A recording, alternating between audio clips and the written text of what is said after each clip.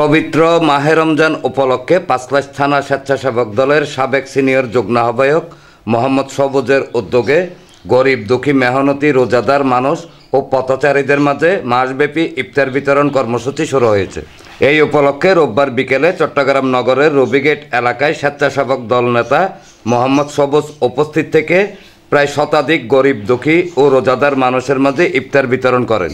এ সময় স্বেচ্ছাসেবক দল নেতা মোহাম্মদ সবুজ আত্মমানবতার সেবায় বিত্তবানদের এগিয়ে আসার আহ্বান জানিয়ে পুরো মাসব্যাপী ইফতার বিতরণের পাশাপাশি তার আরও বেশ কিছু কার্যক্রম রয়েছে বলে উল্লেখ করেন। এই সেবাটা পুরো রমজান মাস চালা যাবো সবাই সহায়তা কামনা করতেছি। ইফতার বিতরণকালে চট্টগ্রাম মহানগর স্বেচ্ছাসেবক দলের সাবেক সহসাধারণ সম্পাদক আব্দুল মান্নান, পাঁচলাইশ থানা ছাত্রদল নেতা জাহেদ হাসান স্বপন সহ আরও অনেকে উপস্থিত ছিলেন। পাঁচলাইশ থানা সাবেক সিনিয়র যুগ্ম সম্পাদক জনাব মোহাম্মদ সবুজের তত্ত্বাবধানে আজকের এই সাধারণ গরিব দুঃখী মানুষের মাঝে ইফতার সামান্যতম ইফতার আমরা আয়োজন করেছি।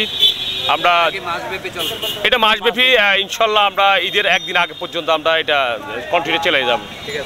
আমরা চট্টগ্রাম মহানগর স্বেচ্ছাসেবক দলের পক্ষ থেকে এবং পাঁচলাইশ থানা স্বেচ্ছাসেবক দলের পক্ষ থেকে সকলকে এই মাহে রমজানের শুভেচ্ছা অভিনন্দন জানাচ্ছি। পবিত্র সিয়াম সাধনার মাস, আমাদের সকলের উচিত রমজানের পবিত্রতা রক্ষা করা।